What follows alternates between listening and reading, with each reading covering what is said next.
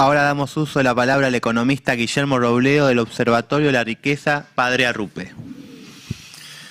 Bueno, buenas tardes.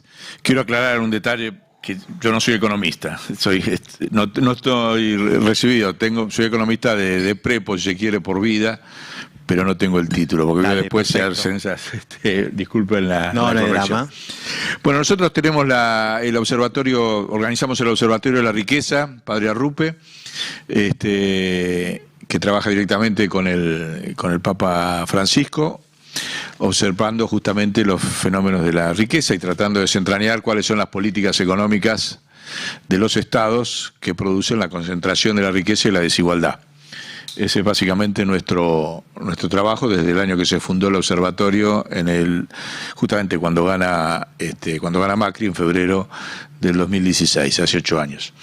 Lo que podemos aportar al título de esta conferencia, desde luego que trabajamos a fondo por el tema de la renta básica universal, de ahí que hemos participado en distintos eventos con varios de los compañeros y compañeras que están aquí, y también le agregamos el concepto de renta básica universal ecológica. Nosotros concebimos la renta básica como un concepto central de planificación del Estado y creemos que en la especificidad de la Argentina, que es el país que más retrocedió en el mundo en estos 40 años de democracia, no estoy atacando a la democracia para nada, pero los indicadores ahora los voy a demostrar, solamente se recompone tomando la renta básica universal ecológica como un instrumento central de la planificación del Estado. En otras conferencias que hemos hablado respecto de esto de la distribución de la riqueza, lo hicimos hicimos expedientes que están en el Banco Central, aquí está completo para que lo puedan ver, también está en la web de nuestro observatorio. Creemos que no hay posibilidad de recomponer el mercado interno argentino, como de hecho no lo está viendo. O sea, esta es una economía para 10, 15 millones de personas y el resto de los 25 o 30 venimos sufriendo el retroceso permanente de los ingresos. O sea, puede haber cierto crecimiento, pero en la medida en que el modelo es agroexportación, extractivo exportador, eso es un modelo para 10 millones de argentinos y no para todos los argentinos. Y estamos convencidos, pero no es el tema específico de esta conferencia, que sin renta básica universal ecológica como instrumento central de planificación de la economía no hay salida de la Argentina y vamos a seguir con esta situación viciosa de endeudamiento, inflación. Para que den un dato, dado que el planteo son los 40 años de democracia, en 40 años de democracia la inflación en la Argentina fue de 82.000% para los precios monopólicos, que son los que producen la inflación. Es un mito falso de que la inflación la produce el Estado, la producen los precios monopólicos, que han subido 82.000% en 42 años de democracia, y los salarios 37.000%. Si alguien quiere verificar cuál es el origen en 40 años del retroceso del mercado interno argentino y la pobreza, por sentido común, no hace falta ser economista, que si me aumentó lo que tengo que pagar 82.000%, y mis ingresos fueron 37.000, inevitablemente, bueno. Así que eso lo dejo como un dato sintético, porque uno de los temas que justamente nosotros planteamos en este expediente del Banco Central, que sigue abierto, cuando lo abrimos en diciembre del 2019, en la esperanza de que el gobierno pudiera asumirlo, está encabezado entre muchos otros militantes por Adolfo Pérez Esquivel y demás. Nosotros ahí planteamos de que una de las grandes insuficiencias es que el Estado argentino, producto de las privatizaciones y las políticas de Caballo, no tiene las estadísticas básicas para la gestión pública y sigue sin tenerlas. Por ejemplo, no tiene la matriz de insumo-producto que tiene cualquier país en el mundo. A Argentina, Caballo se la sacó al Banco Central, que era el que la producía, y la producía cuando no existía la producción de información en tiempo real que hay hoy. Digamos, hoy cualquier Estado tiene matriz de insumo-producto en tiempo real mensual. Argentina no la tiene nunca. Y sin matriz de insumo-producto no hay ninguna información en el Estado sobre los costos. Y si no hay ninguna información del Estado sobre los costos, el funcionario que se sienta en los órganos de Estado es absolutamente impotente. Por más de que haga folclore, como hicieron varios secretarios de comercio, y demás, la realidad es que no tiene información para ponerle el cascabel al gato a los precios monopólicos. Y ese es uno de los principales déficits que tiene esto que hay en el balance que hay que hacer de estos 40 años de democracia. Porque es la única explicación de por qué Argentina tiene 10 veces más inflación que el resto de los países de América Latina. Brasil tiene un sistema estadístico de costos impecable y tiene hoy hasta deflación en los últimos meses. Entonces, ahí, si queremos hacer de esta conferencia algo propositivo, bueno, volvamos a reconstruir las estadísticas elementales que tiene que tener el Estado argentino. La información la tiene y la tira todos los meses, porque la información de costos para abastecer una matriz de insumo-producto, que nosotros en la propuesta le ponemos el homenaje con quien trabajamos durante muchos años, que fue Iván Hein, decimos la matriz de matriz de insumo-producto se tiene que llamar Iván Hein, porque era lo que él quería hacer. Él tenía este mismo diagnóstico que nos enseñó a nosotros no lo inventamos, simplemente lo mantenemos como bandera en pie. Y esa matriz podría estar alimentada todos los meses con la información que tiene la AFIP y que la tira, porque la AFIP lo único que controla es si pagaste el impuesto o no pagaste el impuesto. Ahora tiene toda la información de los costos de los precios monopólicos y la tira todos los meses, en lugar de pasársela a un órgano de Estado, que naturalmente tiene que ser el Banco Central, como es en todo el mundo, y con eso poder ponerle el cascabel al gato de los monopolios. Cuando uno se sienta con un poder monopólico, naturalmente el poder monopólico es mentiroso, no miente solo Clarín, mienten todos los monopolios en materias de costos y de precios, y esto se lo digo por mi experiencia empresarial y como funcionario, los dos lados del mostrador. La esencia del monopolio es mentir sobre sus costos, sobre sus amortizaciones, sobre su fuga de capitales al exterior, sobre sus tasas de interés y demás. Bueno, el Estado tiene toda esa información y no se la pone arriba de la mesa a ningún formador de precios, y que es el principal problema de esto que estamos hablando, porque el título de la conferencia, al cual agradecemos, Pablo, cuando empecé a hablar no estaba, por eso no te agradecí la invitación, ahora sí, sobre riqueza. ¿Somos más ricos o somos más pobres en 40 años de democracia? Nosotros sostenemos, con las metodologías que más o menos no son nuevas, pero sí hay que ponerlas sobre la mesa, tienen 100 años, de que somos más ricos. O sea, en términos de producción física de bienes, servicios y ahora digitales, somos 1000 veces más ricos que cuando empezó la democracia. El problema es que el sistema monetario financiero que describió acá el compañero, fuga esa riqueza al exterior, la monetiza y la fuga al exterior.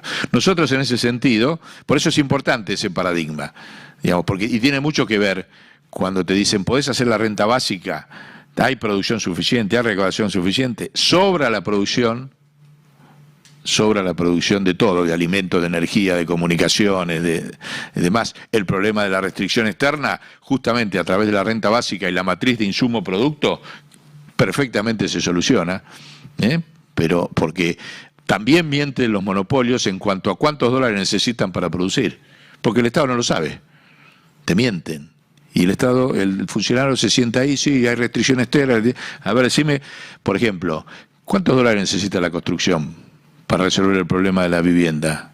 Muy pocos. Hay un montón de instrumentos, de productos prioritarios para recomponer el ingreso y la distribución en la Argentina que tienen muy baja incidencia de dólares. Entonces, pero eso es planificación, que es la otra palabra que el menemismo hizo desaparecer del peronismo, ni más ni menos. La esencia del peronismo es planificar. Y hace 30 años está vigente el peronismo. El peronismo kirchnerista trató de planificar un poco, planificó. Lo mejor que hizo en la planificación fue desendeudarnos del Fondo Monetario Internacional, y por eso es que está castigado como está castigado. O sea, si uno toma el ciclo de los 40 años de democracia, claramente la deuda subió. Como dijo acá el amigo, subió en la dictadura. Y es más, voy a dar un dato que está olvidado, que lo descubrimos hace poco, que es cuando empezó el golpe genocida en el año 76, la Argentina era el único país de América Latina sin deuda externa. El único. No era que teníamos un poco de deuda, no. El único que tenía una deuda muy bajita, muy controlable. El resto ya había empezado, Brasil y demás, como estaban todos con dictaduras militares, en la lógica del Fondo Monetario se estaban endeudando. Así que es peor, no es solamente que endeudó la dictadura, sino que nos sacaron del estado de no endeudamiento que teníamos en el año 76. Bueno, lamentablemente la democracia, con los ciclos estos de fuga de capitales y que te roban lo tuyo y después te prestan lo tuyo, que es el negocio sintético de la fuga, la deuda siguió creciendo.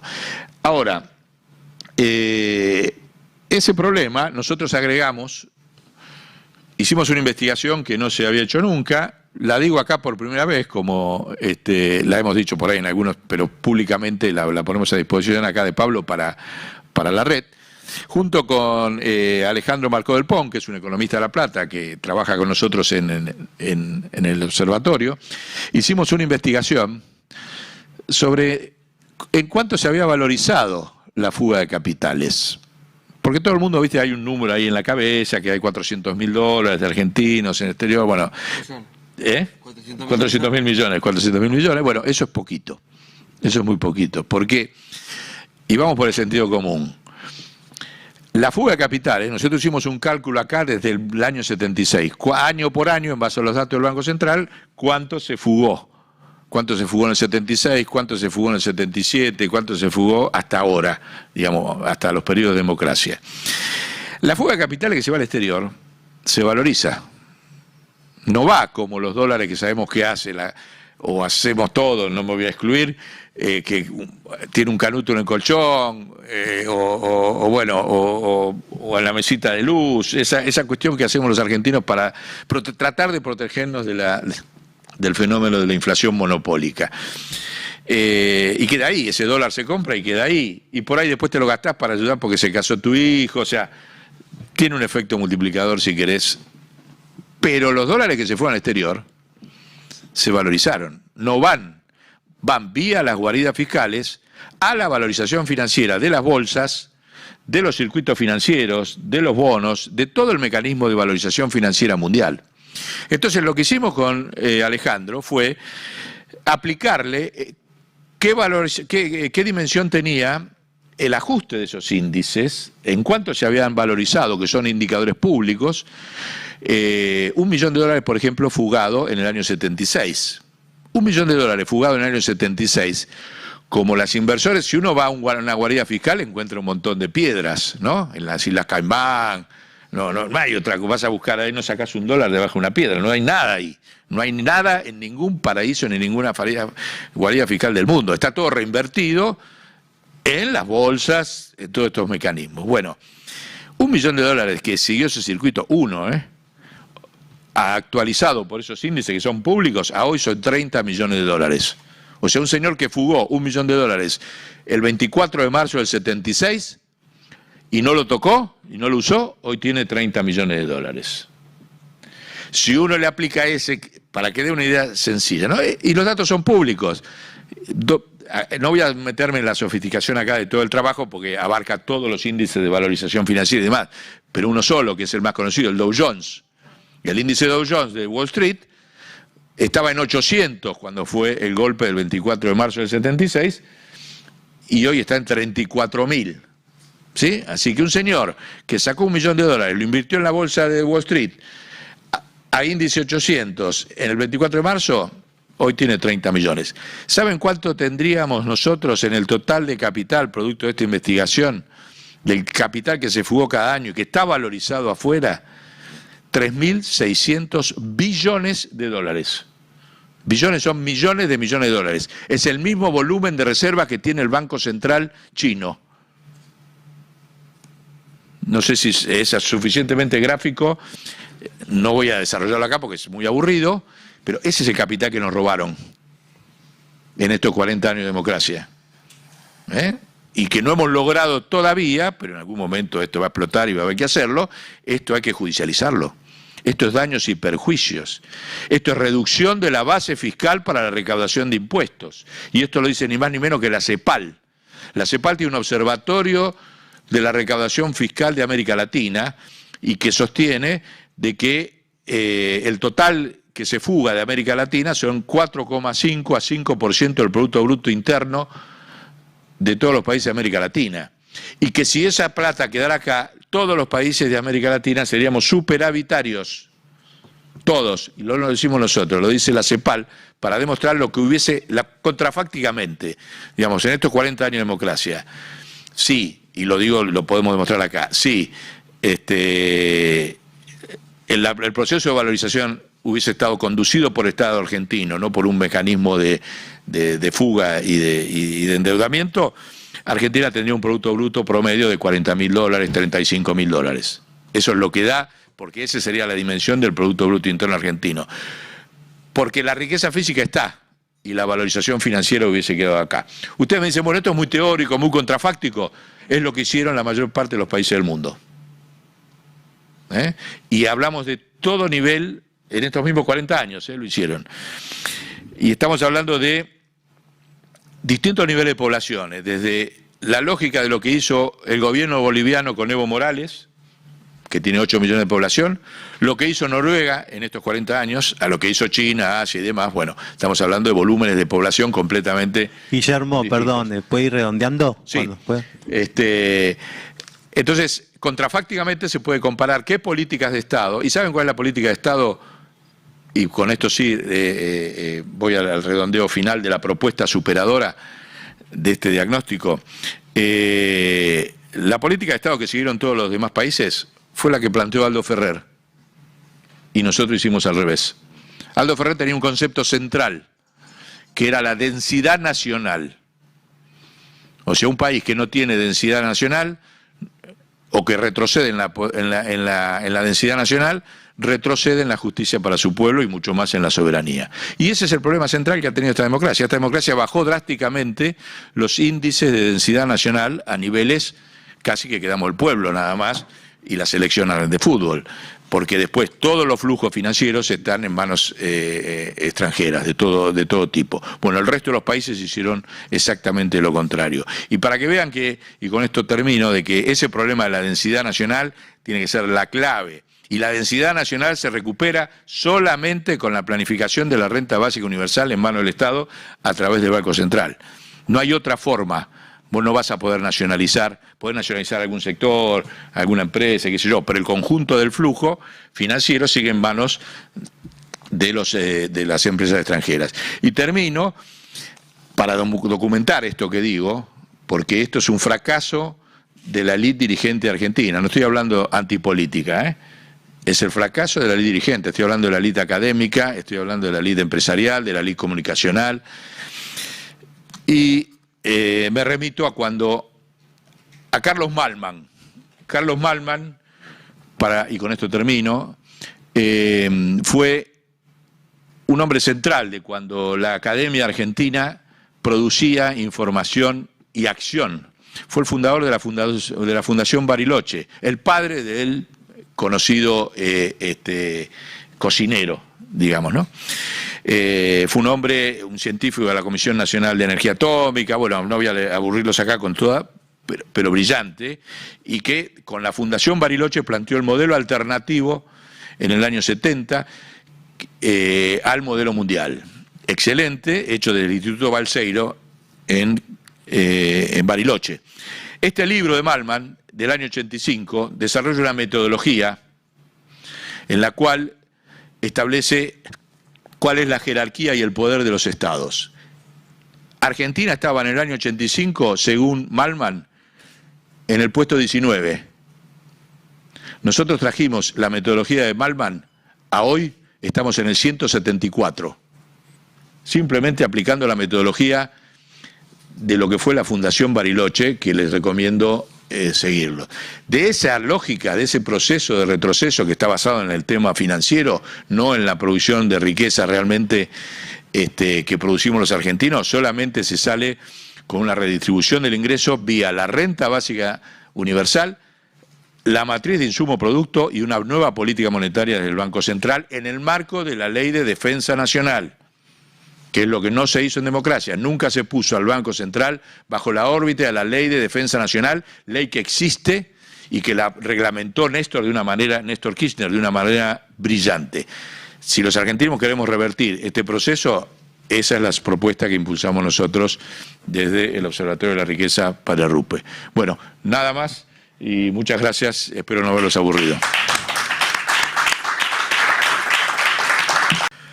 Bueno, yo quería agregar, no sé si las placas, Pablo, que estaban, ¿no? Las placas que mandamos, un elemento que en general puede ayudar a desarticular las mentiras de Milei y demás. Sería lindo a Milei preguntarle qué opina de lo que hizo Biden con el Banco Central, ¿no? Él que está siempre contra el Banco Central. Bueno, ¿cómo explican, no? Plantearle ese debate públicamente, cómo, o sea, han salvado el sistema financiero de Estados Unidos y la Comunidad Europea gracias a los bancos centrales de esos dos lugares. Y dice que hay que desarmar el Banco Central argentino, o sea, es muy importante la crisis mundial. Y en ese sentido yo quería agregar acá, bueno, no sé si estaban las placas, yo hice 3 placas, sobre un fenómeno que hay que prestarle atención para la nueva producción de política, ¿no? Lo dejo como una iniciativa, no un tema acabado. Ustedes van a ver acá que hay una placa así de imagen, que es un río, muy divertido, porque la foto tiene ahí 3 ovejas que están queriendo salir y tienen todo alrededor. El símbolo que representa esto, justamente, nosotros como Observatorio de la Riqueza, es la riqueza que hay. O sea, el río y la pradera que se ve ahí es un símbolo de la riqueza del mundo, no solamente nosotros. Y el hecho de que las 3 ovejas estén, como ustedes lo ven ahí, queriendo salir, teniendo lugares para salir, una de las formas de salir, por lo otro, es la renta básica universal. Por eso lo elegí como símbolo de los nuevos paradigmas que se vienen a nivel internacional. Ahora, yo lo pongo ahí, pongo inflación y deflación, porque no hablamos de la deflación. Y la dinámica mundial del sistema, y lo dijo Keynes, dijo, el sistema sobrevive a la inflación, no a la deflación. Y la deflación tiene un origen, ustedes que son economistas, yo que me juego a leerlo en mi casa a los clásicos y demás, tanto Smith, Ricardo, Marx y Keynes plantean el problema de la sobreproducción mundial como una causa de la deflación permanente. Y hoy, por la revolución tecnológica y todo lo que no hace falta desarrollar porque lo vivimos todos los días, la sobreproducción es vertiginosa con el ingreso de China y de Eurasia, lo que ya sabemos que está pasando en el mundo. Y entonces ahí hay otra placa que yo me permití comparar en los últimos 50 años, o sea, desde que empezó el momento en que Estados Unidos declara la no convertibilidad del dólar en el oro, empiezan a generarse una serie de fuerzas que aumentan la la producción de alimentos, el precio, comparado los precios que había hace 50 años y ahora, bajó un 21%, o sea que 21 contra 25 que aumentó la inflación general, te da que los precios de la alimentación bajaron el 45%. En la Argentina estamos, ya sabemos, estamos hablando que estamos al revés del mundo, así que no comparemos, estamos hablando de la tendencia mundial. Lo mismo, fíjense, con productos esenciales como el cobre, que es el mineral central de todos los procesos productivos, tiene una deflación, fíjense, de menos 83 en 54 años. Esto significa que hoy la tonelada de cobre tendría que estar a $17.000 y está a 8.000 hoy en el mundo. Lo mismo el aluminio, pero fíjense en la energía, en el petróleo también, pero las energías renovables, fíjense cómo ha bajado un kilo de kilowatts eólico, la producción de un kilo de kilowatt eólico o solar, en estos niveles, 1.182% menos sale un kilowatt hecho en energía solar hoy que hace 50 años, u 822 en energía. ¿Qué significa? Que nosotros tenemos, y esto tiene que ver con lo que había terminado la primera exposición, la densidad nacional. ¿Por qué hubo países que generaron en estas condiciones de deflación e inflación mayor distribución de ingreso, como fue toda Eurasia? No vamos a hablar del caso chino porque es el más, pero porque generaron una densidad nacional que les permitió políticas de Estado para compensar o aprovechar la deflación para redistribuir. Porque si esto es así, si los alimentos son 40% más baratos que hace 50 años, si la energía es más barata porque antes era solo petróleo y gas y ahora es una oferta, una hiperoferta de todo tipo, las políticas de Estado, no los mercados, son los únicos que pueden aprovechar este proceso deflacionario mundial que está fuera de control. Ese es otro tema, es como un caos universal que está por arriba de los poderes clásicos. Bueno, pero esto lo quería dejar porque una renta básica universal, ecológica y demás, se planifica mucho mejor si se tiene noción y se tiene la información que el Estado argentino no tiene sobre esta deflación. Ya sé que nosotros estamos apabullados por la inflación, pero tenemos que empezar a tomar conciencia, porque también nos pasa, cuando en otra época se hablaba del deterioro de los términos del intercambio. Eso es una deflación. Y entonces tenemos que meter dentro de la discusión política la dinámica conjunta de inflación y deflación para generar nuevas políticas de Estado de redistribución del ingreso. Eso es lo que me había olvidado en la primera parte.